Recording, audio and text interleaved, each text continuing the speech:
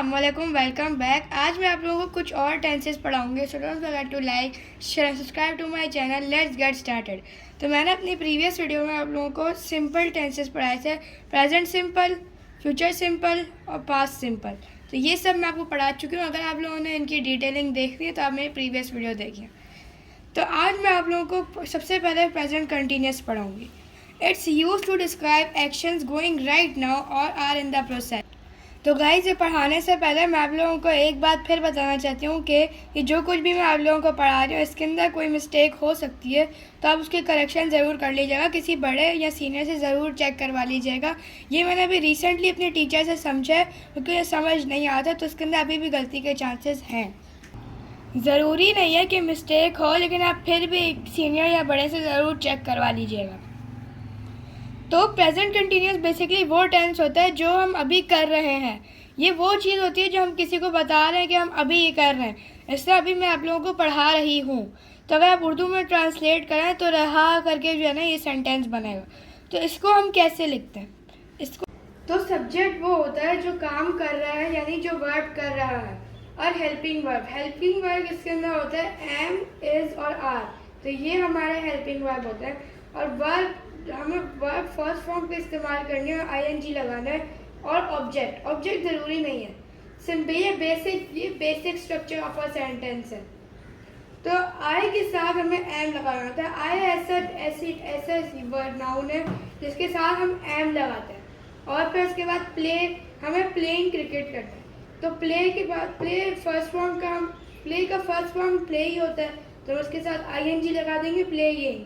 और ऑब्जेक्ट हमारा क्रिकेट है, आई एम प्लेइंग क्रिकेट। अब ही शी इट आ गया, तो ही शी इट के साथ हेल्पिंग वर्ब होगा इज। और फिर इसके बाद क्राई आ जाएगा। क्राई का फर्स्ट फॉर्म होता है क्राई, और उसके साथ हम आईएनजी लगा देंगे तो क्राइंग बन जाएगा। और या तो ऑब्जेक्ट के बजाय आप एक्स्ट्रा डिटेलिंग भी कर सकते हैं, extra detailing for the toy इसके अंदर ऑब्जेक्ट है।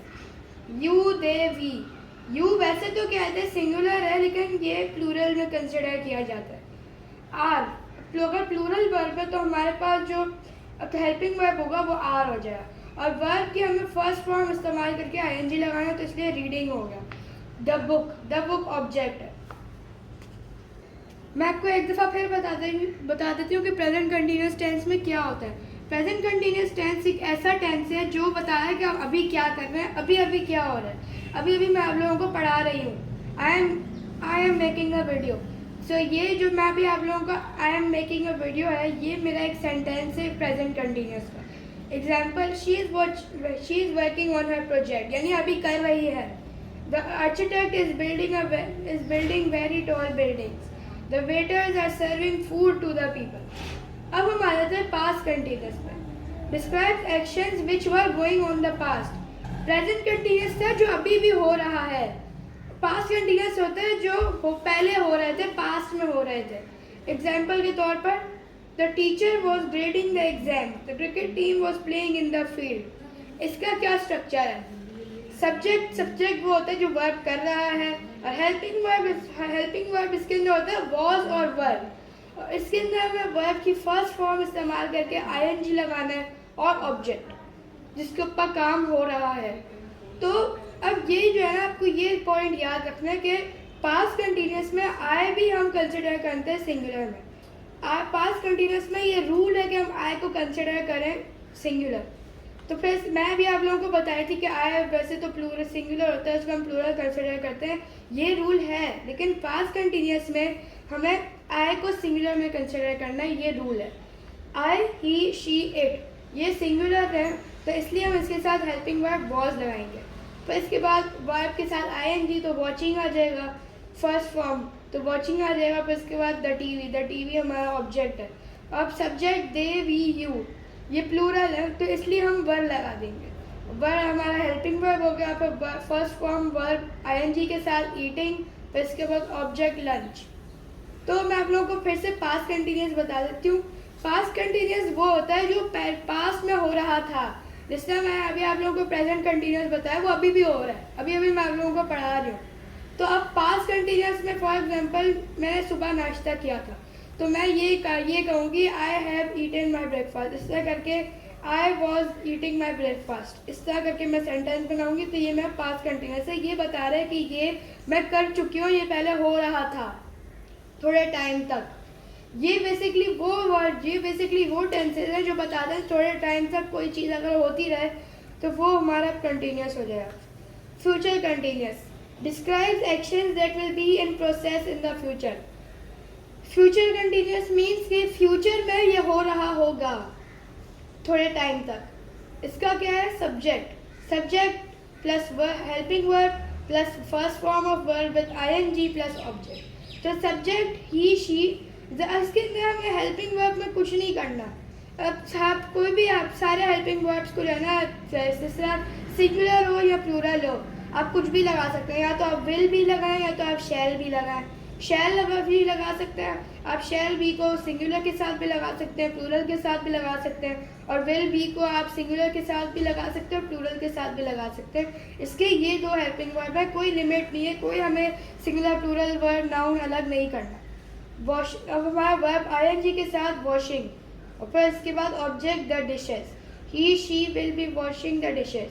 आप वी यू भी लगा सकते हैं, we will be washing the dishes, you will be washing the dishes, फिर भी सही रहेगा। अब शैल बेसिकली तब इस्तेमाल होता है जब हम किसी बहुत फॉर्मल बंदे से बात करें। ये शैल एक फॉर्मल वर्ड है। विल हम थोड़ा सा इनफॉर्मली इस्तेमाल करते हैं।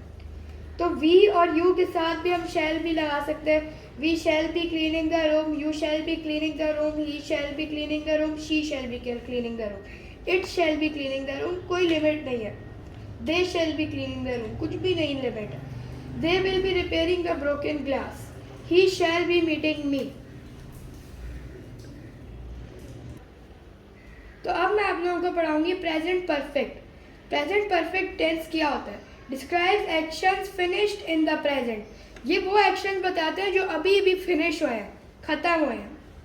एग्जाम्पल के तौर पर सबसे पहले मैं आप लोगों को सब्जेक्ट स्ट्रक्चर बताती हूँ, फिर उसके बाद मैं आपको एग्जाम्पल बताऊँगी। इसका स्ट्रक्चर है सब्जेक्ट वो होता है जो वर्ब कर रहा है। हेल्पिंग वर्ब हमारे इसके अंदर हैज़ एंड हैव, और वर्ब की हमें थर्ड फॉर्म इस्तेमाल करनी है, और ऑब्जेक्ट। तो इस पर एक दफ़ा अब मैं आप लोगों को बताती हूँ कि हैज़ कब इस्तेमाल करना है और हैव कब इस्तेमाल करना है। हैज़ तो इस्तेमाल करना है जब शी, ही और इट। अभी शी, ही और इट हमारे सिंगुलर नाउन्स हैं, तो इसलिए हम उनके साथ हैज़ लगाएंगे।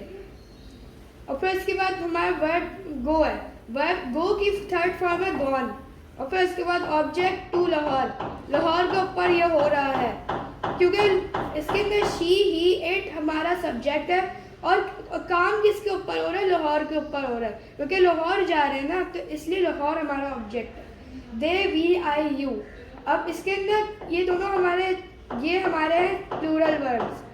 अब ये आई, इसके अंदर परफेक्ट में हमें आई और यू को कंसिडर करना है प्लूरल। हैव, तो उसके अंदर हैव क्योंकि ये प्लूरल है, तो इसलिए हम उसके साथ हेल्पिंग वर्ब हैव इस्तेमाल करेंगे। और फिर इसके बाद हमारा जो हमारा वर्ब है वो है बाय। तो बाय का थर्ड फॉर्म है बॉट, तो इसलिए हमने बॉट लिख लिया। और फिर इसके बाद एप्पल्स के ऊपर हो रहा है, lot of apples, extra detailing. Apples इसके अंदर ऑब्जेक्ट है। Example, he has been a great student, has been a great student. इसका मतलब है कि वो एक बहुत अच्छा स्टूडेंट था। We have watch the movie. एक दफ़ा फिर आपको रिव्यू दे देती हूँ कि प्रेजेंट परफेक्ट टेंस बेसिकली ये वाला टेंस होता है जो अभी प्रेजेंट में ही ख़त्म हुआ है, यानी अभी ख़त्म हुआ है।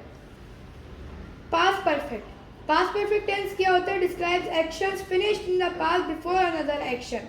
अच्छा, ये थोड़ा सा ट्रिकी है, मैं आपको समझा देती हूँ, हो सकता है आपको समझ में ना आए। आप मेरी वीडियो को बार बार देखेंगे, आपको समझ में आ जाएगा। ये बेसिकली वो वाला टेंस है जिसके अंदर हमारा एक एक्शन है। For example, I went to the office. इसके अंदर वेंट, मैं पास में गई, लेकिन उससे अगर पास से भी पास में कोई एक्शन हुआ हो तो वो पास्ट परफेक्ट टेंस होता है। एग्जाम्पल के तौर पर, when I entered the office John had already left. तो मेरे आने से पहले जॉन चला गया था, इसका ये मतलब है मैं पास में आई थी, लेकिन जॉन पास से भी पास में चला गया। तो इसका स्ट्रक्चर है subject plus helping verb plus verb third form plus object. Helping verb इसके अंदर हैड है, सिंपल हैड, हमें इसके अंदर कोई ये नहीं बताना कि सिंगुलर क्या है, प्लूरल क्या है, कुछ नहीं, इसके अंदर सिर्फ हैड आएगा।